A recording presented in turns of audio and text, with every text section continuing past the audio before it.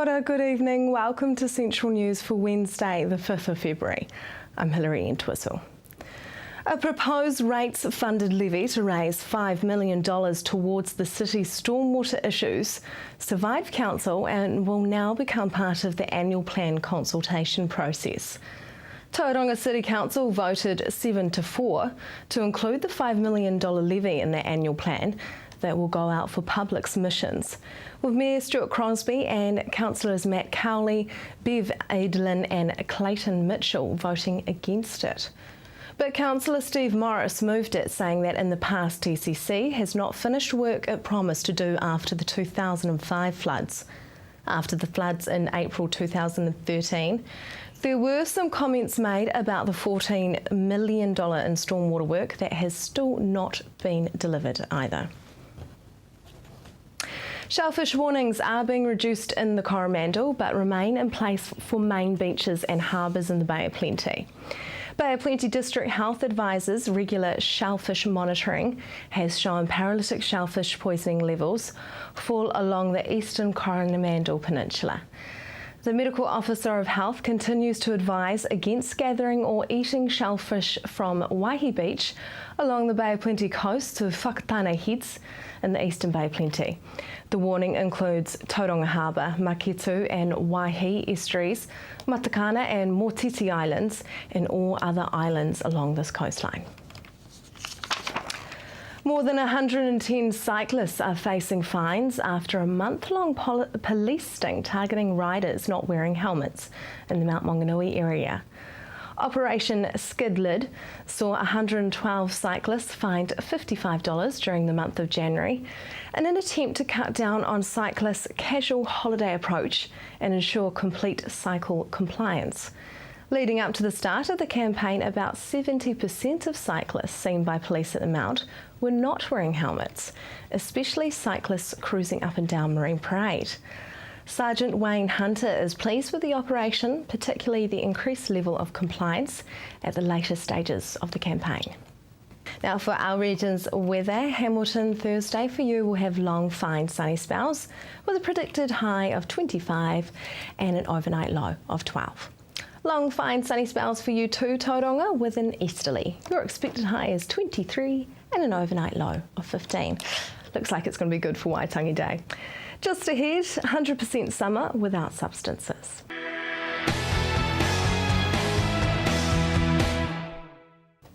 Welcome to Central News on TV Central. Promoting a substance-free summer for youth is the idea behind a number of events that took place around the Bay of Plenty. I spoke with the woman behind it all to find out what events have been held so far. Okay, so we've been holding the events throughout summer from the 31st of December right through till the 31st of January when we finish. And we've been in 6 different neighbourhoods, and this includes as far out as Te Puke, Katikati, Brookfield, Welcome Bay, Maryvale and the Mount. What is the idea behind these events? I mean, do we have a problem with substance abuse in the Bay of Plenty? Well, I think it's a known fact that New Zealand has a bit of a drinking problem, some issues with substance abuse, and so I don't think it's just the Bay of Plenty. I think that obviously in every region there's issues, but the idea of the project is just to keep picking away and having some good social input on issues like this that are affecting not just young people but all sectors of society. Why summer? Well, we started the project 3 years ago, so this is the 3rd year we've been running, and we just had funding to do a little summer project 3 years ago, so we picked summer, and we're actually looking at now increasing what we're doing through to winter as well. So summer's a great time to get out and to mix and mingle with young people. They're on holiday, so it's perfect timing to be able to get out there and just have a chat with them and do some activities and have a lot of fun and just really encourage a classic Kiwi summer. What are you actually doing with the kids? I mean, what kind of activities are you doing with them? So we, at each event, it's a mobile neighbourhood project, so we take around a mobile boxing ring, we take a barbecue, art workshops, Kiwi tag, volleyball and some basketball shootout competitions, which is always really popular. And so we take that same project around each neighbourhood and basically just run the activities for 2 hours in each place. Is it the DHB or is it PHOs that are funding this, or who is funding these things? Okay, so we've been funded from ACC, which is fantastic, and they've been great partners with the project and really helped us to increase some of our branding this year and some of the really important messages that we wanted to get across to the young people. So yeah, they're our main funders. 100% summer without substances. What's the idea behind that slogan? Yeah, well, we really we love New Zealand. All of the people involved with developing the project, including young people themselves, love New Zealand and love summer, and we just really wanted to get young people celebrating classic Kiwi summer, as like I remember when I was a child, and just all the things that come with that. And I guess one of our main messages is 100% summer without summer. Why waste your summer wasted? And so it's about encouraging young people to participate and get out there and enjoy doing bombs off the wharf or fishing with mates, you know, just riding a bike down the mount and eating ice creams and those kinds of things, which is, yeah, pretty Kiwi. Over the past few years, planting your own vegetables have been a popular and economic way to feed the family. Lynn Pickering from Palmer's Garden Centre in Hamilton spoke with Anne-Marie to tell us more about this popular trend. Lynn from Palmer's Garden Centre in Hamilton, welcome to Central News. We're talking homegrown veggies. They've been quite popular the last few years, haven't they? Yes, they have. Everyone likes to know where the vegetables are coming from. They like to know that they're nice and fresh, and what's better than something that's been picked out of your garden that day, tastes really great, and you know exactly where it's come from. Has the paleo food trend and the clean eating food trend had an impact on that? Yes, it has. It has, and it comes back to your soil as well. So how good your soil is how good your vegetables will be. So there's a lot more information available. People know a lot more about what they're doing when they're growing the vegetables. School gardening has hit into that as well. And yes, it has. All those cooking programs and all that information has certainly hit home to people. So what should we be doing to our soil coming out of summer, heading into autumn, far too quickly for our liking? What should we be doing to the soil? Yes, well, if you've had lots of summer crops in, will have used a lot of the goodness in the soil. So you need to look at replenishing that, adding plenty of natural ingredients to your soil, compost, sheep manure, blood and bone. Seaweed is great, it replaces lots of trace elements, all those sorts of things to replenish the soil before you replant for winter.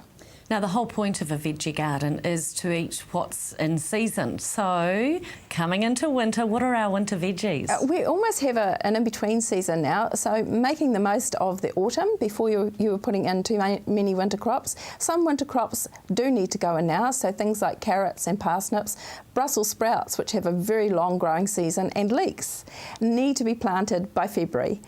But you have an in-between season before you put in things like your cauliflowers and your broccolis, because there's all those white butterflies around and they tend to demolish your crop. Putting in things like sugar snap peas and broad beans and snow peas. It's a really good time for spinach and rocket, which in the middle of summer go to seed. They love this autumn time where they grow. It's still warm enough to grow well, but it's not so cold that it slows the growth down. So good time for those in-between crops. And should we be staggering the planting so not everything is ready at once? Yes, that's ideal. Who wants to eat 6 cabbages in a row? You can also buy really good mixed packs of vegetables. So two collies, 2 cabbages, 2 broccolis. What better way? And if you stagger the planting of those, you're going to get a nice mix of vegetables instead of everything at once. Celery's another good one, and that comes in those mixed packs as well. So what's a trend that's gaining in popularity in gardening at the moment? The follow-on from vegetable garden is actually having your own cut flowers. So cut flowers is becoming a very popular trend, and we're seeing lots of old-fashioned flowers come back on board, things like hydrangeas and the alströmerias and beautiful. Even things like cornflowers. Good time now to put cornflowers and sweet peas in for picking in the spring. Beautiful. Lynn, thank you so much. Thank you. Coming up next, boosting children's self-esteem.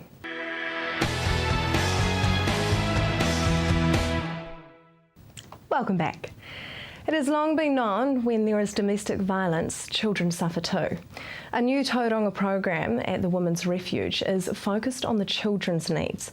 I found out how they try to create a positive experience? We have fun, you know, like this is such a fun, happy environment and a safe space too, you know. We do a lot of hard work, but we also do it in a way that stimulates the child. So we play with a lot of Play-Doh, we do lots of drawing, read stories, we dress up and act like idiots sometimes, and, you know, just we have a really good time. I am really child focused and enjoy having fun with children, so yeah, we do lots of fun activities.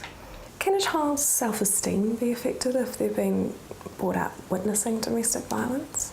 Oh, absolutely. You know, a lot of children believe that they are to blame for the violence and there must be something wrong with them, that they are bad, and so it's about teaching them that that's not the case. At the end of every session we do a positive affirmation and they tell me something that they like about themselves or that they're good at, and I make it into a booklet, so whenever they're feeling a little bit down on themselves they can read their book and actually go, actually I am really awesome.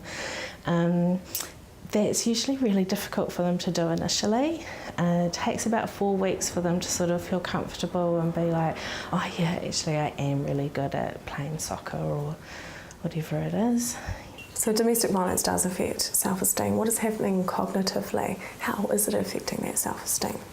Well, I guess, you know, if you are always hearing your parents fighting and your mum's being hit, you know, you are half of your mum, so hearing your other parent being degraded all the time, that's degrading you, and when you believe that it's your fault that you have caused this to happen, then, you know, you do feel really worthless.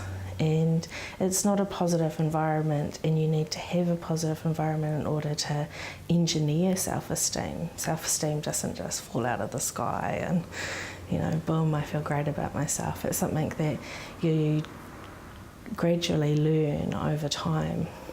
Next week will be Heart Week, and joining me in studio tonight is Charmaine Donaldson from Heartfit Matamata. Welcome to the studio. Thank you. Now, next week is National Heart Week, so what will be some of the events held around the country? Well, it is a national collection time, an awareness time. Each area seems to have their own individual items, particular things that they want to do to raise funds. We are doing the collection on the Friday. We have mobile collectors going around on the Friday. We have got a raffle going on the Wednesday as well as Friday, and my particular heart group are doing a pedometer challenge this week and next week to see if they can up the amount of steps that they can do as far as their need for exercise is concerned. How many do you think you'll get? How many thousands of steps are you hoping to do? Well, I usually do around... I don't like to put this in front of some of my students because you're really doing it for yourself and to try and up your limit. But it's usually 10,000 steps a day you should be working towards. Wow, that does seem a lot. But then I have some also because I go into the pools first thing in the morning, and it's a shame we can't take the pedometer into there because we'd get a lot more going there too. But I'm sure you could cheat and just pretend and add those ones on. oh yes, press the button and let it go. Yeah. Now, New Zealanders don't actually do very well, do we, when it comes to statistics with our hearts? Mm-hmm. So what are some of the statistics? Well, there is the greatest stat is the one person dying every 90 minutes. But in amongst that, that's what the deaths are. But there's 193,000 people in New Zealand that do actually have heart conditions. So they're living with that condition every single They're living with it, day. and they're being medicated. We're so fortunate with science, how it's improved both with medication and the surgery that can be done these days. It's just wonderful. But of course that requires money for research, and that's what some of our money goes to. And that's what people will be funding for? This week, that's where the money goes to. Wow, definitely. Or some of the money, I should say. They have other areas. It is a very shocking statistic. 90 minutes, everyone dies. It's quite sobering almost, isn't it? Mm. So it does require everybody to start being aware of themselves, looking after themselves, taking the steps to perhaps make sure you go to the doctor for that check, so that you're checking on your cholesterol, which is one of the greater challenges, we'll say.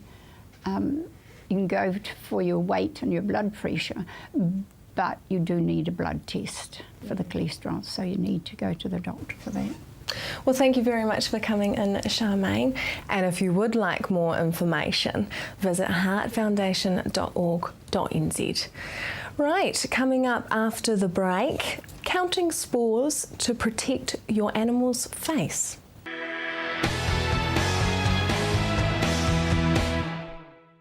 If you have just joined us, welcome to Central News.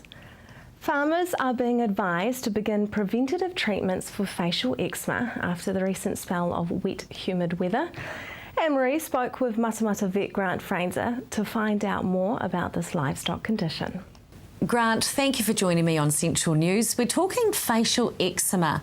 What's the long-term damage to livestock from this disease? Yeah, so facial eczema can have effects on the liver and on the skin. So skin lesions that you'll see long term, they may become infected and fly blind, and you can also get like long horns on the skin where the damage has been repairing itself. The more serious effects are probably the ones on the liver, and the liver damage can lead to poor production, metabolic issues, and these can mean a poorer lambing percentage, decreased lifetime milk production, increased down cows in spring, and also will mean you might have downgrading of carcasses when they go to the works, or even death of some of these animals later in life. So spore counting is a tried and true proactive tool for establishing the danger of facial eczema. Yep. Tell me about this. How does it work?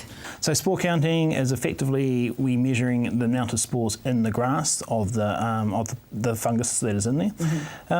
When we use this to give us danger levels to predict what's going to happen and to suggest when we should be starting our preventative measures.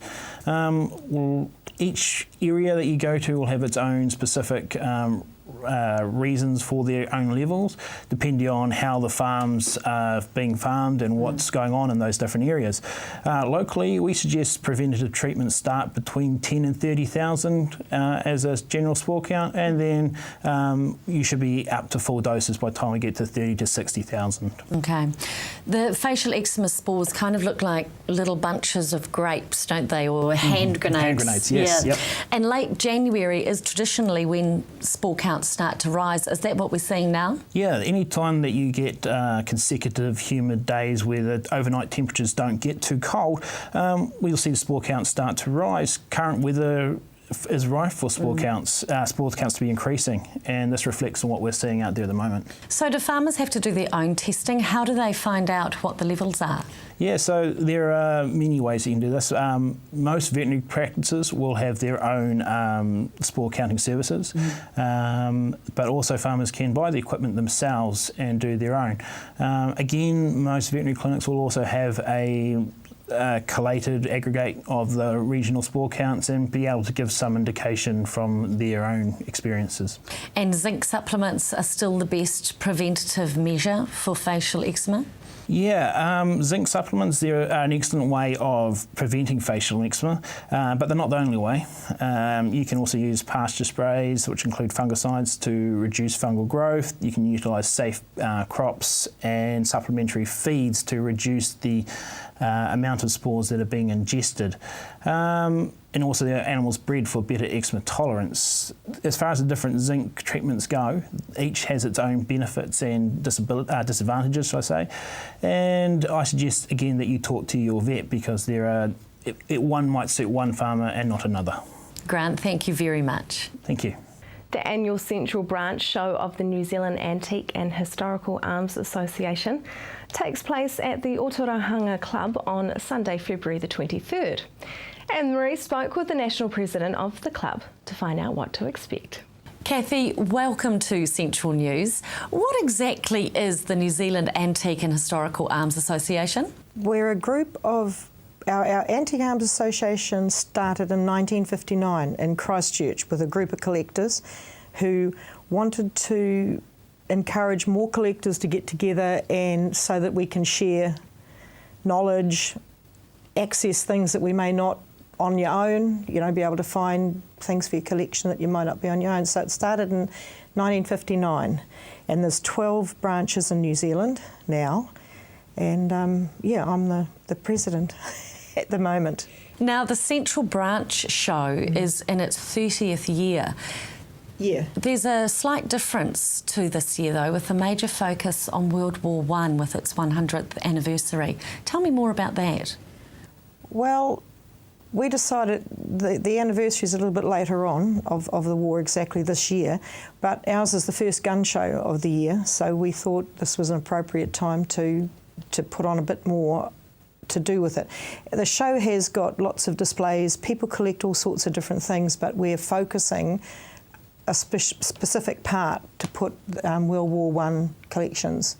So what type of person is going to be interested in this show? Is it just guns? No, it's definitely not just guns. Anybody who's interested in history, anybody who's interested in military history, New Zealand history, but not just the war side of it, but the people that were there. So there's collectors interested, there's people who do hunt and shoot that might come along. There's also people who are collecting and come along and think they might find some pretty good prizes there when they get there. There's an opportunity to buy both new and old things at the show as well, isn't there? Yes, mostly second-hand older stuff, but there is modern hunting accessories and things like that. So yeah, there's an opportunity to do that. How many people are you expecting?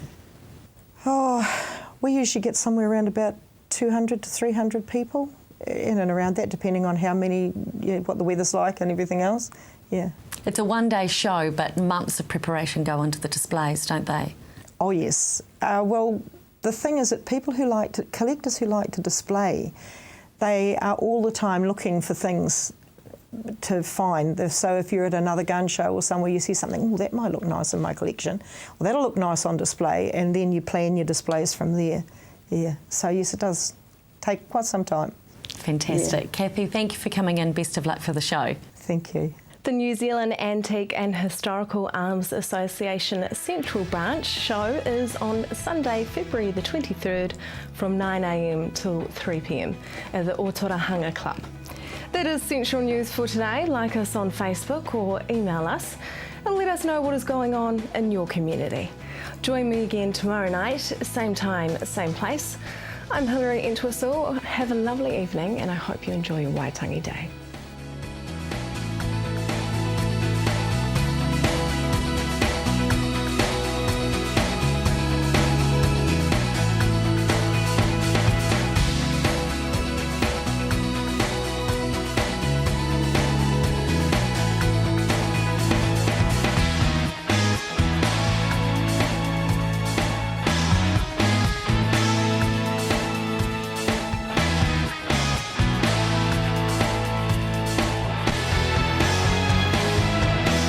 This has been an Alpha Media production, a division of Television Media Group.